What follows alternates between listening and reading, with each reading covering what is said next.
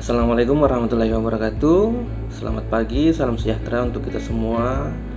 Perkenalkan, saya Sulfadli, SEMAP, dosen program studi Ilmu Administrasi Negara, Fakultas Ilmu Sosial dan Ilmu Politik, Universitas Patimura. Pada kesempatan kali ini, saya akan memaparkan tentang salah satu mata kuliah yang saya ampu, yaitu Organisasi dan Manajemen Publik dengan jumlah 3 SKS. Mata kuliah Organisasi dan Manajemen Publik merupakan salah satu mata kuliah inti dalam program studi Ilmu Administrasi Negara di Fakultas Ilmu Sosial dan Ilmu Politik Universitas Patimura. Mata kuliah ini bertujuan untuk memberikan pemahaman mendalam tentang bagaimana organisasi sektor publik beroperasi dan dikelola.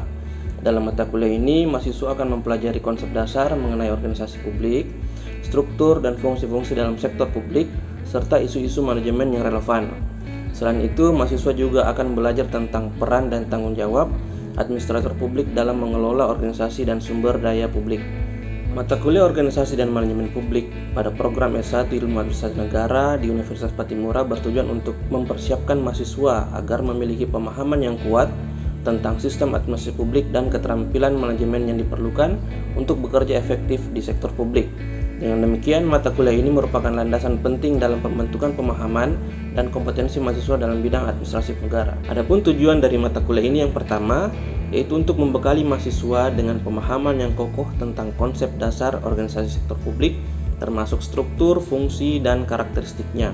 Kemudian yang kedua, untuk membantu mahasiswa memahami berbagai isu dan tantangan yang terkait dengan manajemen organisasi publik, seperti pengambilan keputusan, perencanaan, penganggaran, dan pengawasan.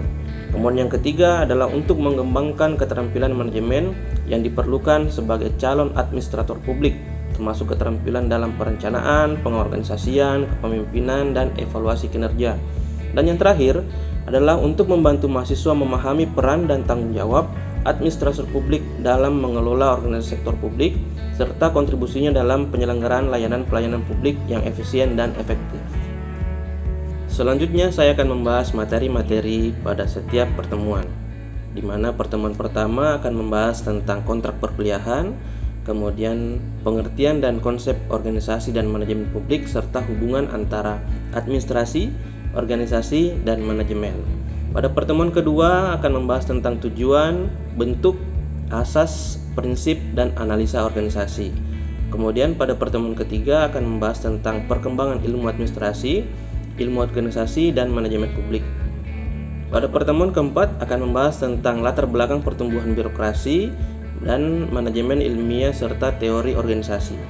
Pada pertemuan kelima akan membahas tentang perkembangan teori organisasi, teori klasik, teori neoklasik, dan teori organisasi modern. Pada pertemuan keenam membahas tentang pengorganisasian, pendelegasian wewenang, serta rentang kendali. Pada pertemuan ketujuh akan membahas tentang dinamika kelompok dalam organisasi serta konflik kelompok. Pada pertemuan ke-8 akan melakukan ujian tengah semester. Pertemuan 9 dan 10 akan membahas tentang pemikiran terhadap pendekatan sistem dan kontingensi, lingkungan organisasi, serta tingkah laku individu dan motivasinya. Pertemuan ke-11 akan membahas tentang latar belakang organisasi dan manajemen, kemudian perbandingan antara manajemen Jepang dan Amerika.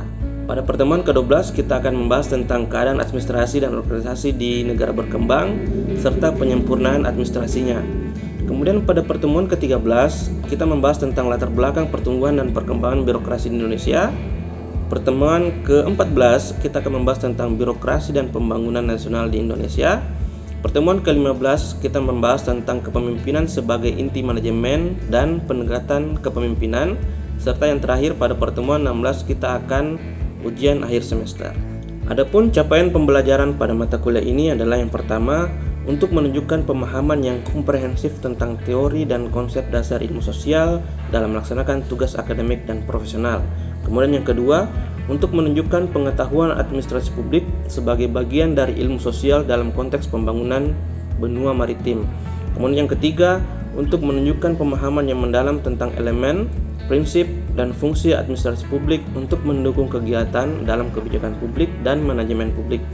Kemudian yang keempat, untuk mendemonstrasikan pemahaman tentang konsep dan model pengambilan keputusan dalam konteks pemecahan masalah di bidang administrasi publik berdasarkan sistem manajemen pengetahuan. Kemudian yang terakhir adalah untuk dapat menggunakan keterampilan komunikasi lisan dan tertulis yang efektif dalam konteks akademis dan profesional. Berikutnya saya akan tampilkan video pengajaran saya yang mengampu mata kuliah Organisasi dan Manajemen Publik pada semester 5 kelas A. Selamat menyaksikan.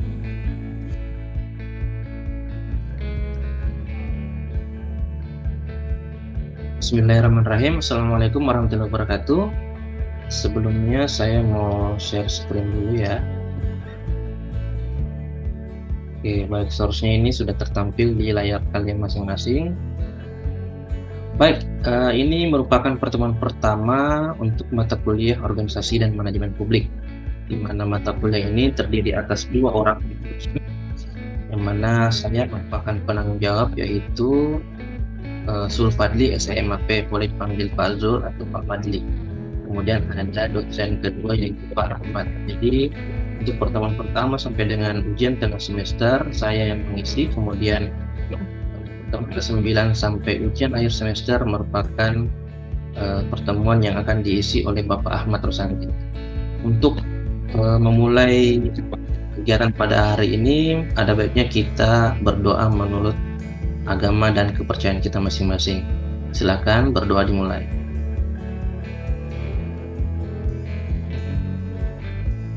Selesai. Oke. Jadi sebelum masuk pada inti dari mata kuliah hari ini, kita akan membahas dulu tentang kontrak perkuliahan, di mana untuk penilaian secara keseluruhan ada 4 kriteria. Yang pertama yaitu kehadiran. Kehadiran di sini bobotnya 20%, kemudian ada pengumpulan tugas bobotnya 30%, sedangkan UTS dan UAS itu masing-masing berbobot 25%.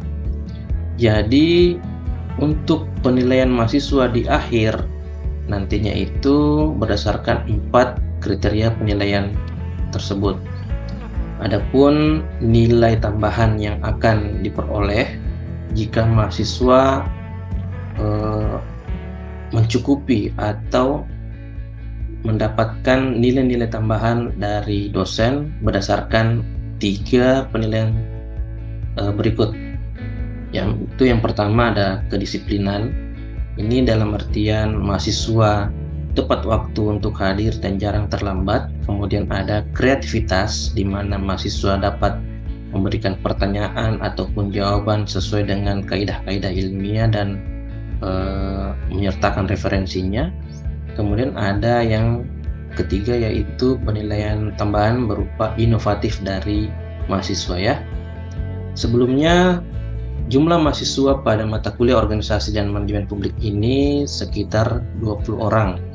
Jadi sebelumnya itu juga saya telah membagi sebanyak 4 kelompok, di mana satu kelompok terdiri atas 5 orang, yang nantinya pada pertemuan ke-4 sampai dengan pertemuan ke-7 itu diisi oleh setiap kelompok per pertemuan. Jadi untuk pertemuan ke-4 itu diisi oleh kelompok 1 hingga dengan pertemuan ke-7 itu diisi oleh kelompok terakhir yaitu kelompok 4. Adapun materi-materi yang akan dibahas atau yang didiskusikan ketika kelompok tampil pada pertemuan tersebut saya sudah memberikannya, yaitu yang pertama ada kelompok 1. Jadi yang pertama itu kemudian yang kedua tentang manajemen ilmu dari organisasi. Kemudian untuk kelompok 2 materinya itu perkembangan teori organisasi, kemudian teori klasik, kemudian teori neoklasik, dan juga terakhir teori organisasi modern. Untuk kelompok 3 materinya yaitu yang pertama pengorganisasian, yang kedua pendelegasian wewenang, yang ketiga rentang kendali. Untuk kelompok 4 materinya itu adalah dinamika kelompok dalam organisasi dan konflik kelompok. Jadi yang tadi itu merupakan materi-materi yang akan dibahas oleh setiap kelompok dalam setiap pertemuan. Jadi saya akan mengisi untuk pertemuan pertama, kedua, dan ketiga. Untuk pertemuan keempat diisi oleh kelompok 1 hingga pada kelompok keempat itu diisi pada pertemuan ke-7. Untuk ujian tengah semester kita akan menilai dari kelompok 1, 2, 3, dan 4 secara berurutan sesuai dengan diskusi-diskusi tersebut. Oke, untuk pertemuan pertama pada hari ini kita akan membahas tentang apa sih itu administrasi, organisasi, dan juga manajemen, serta bagaimana hubungan antara administrasi, organisasi, dan manajemen. Administrasi dalam bahasa Latin disebut juga dengan ad dan ministro.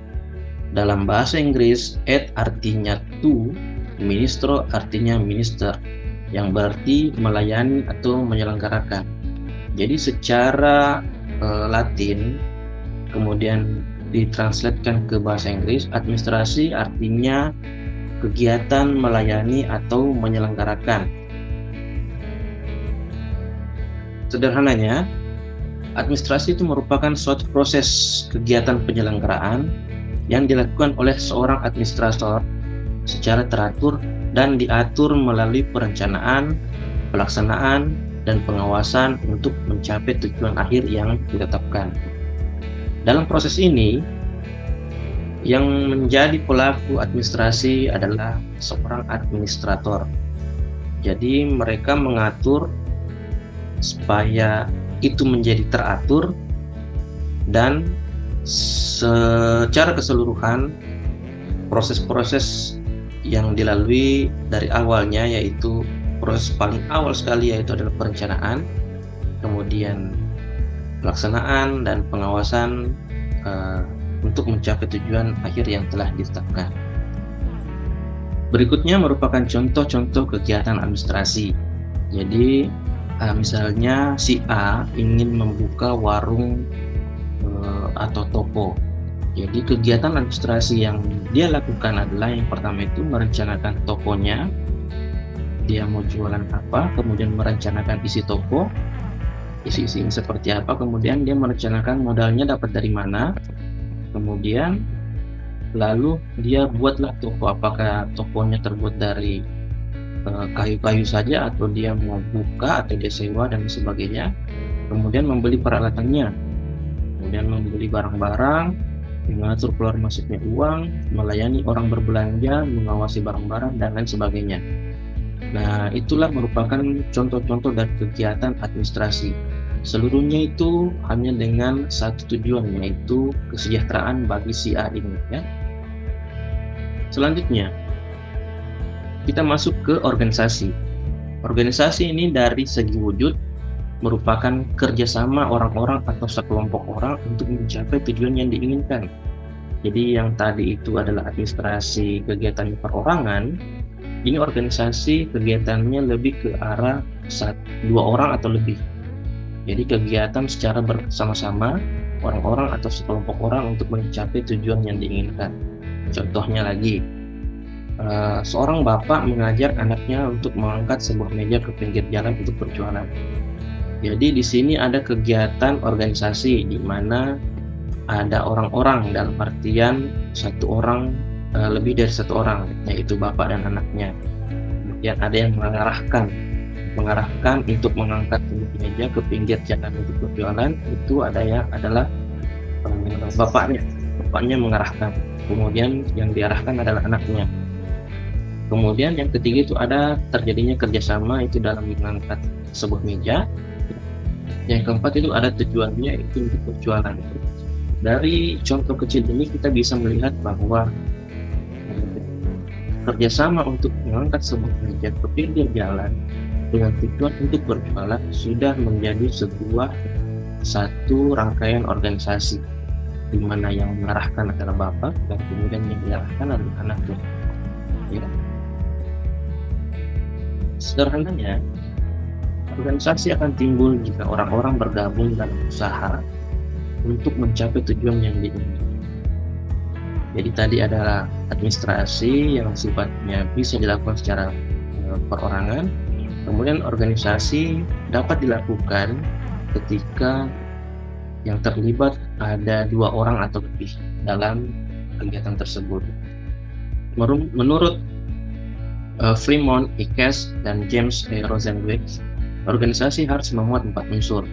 Yang pertama itu goals oriented, mengarah kepada pencapaian tujuan.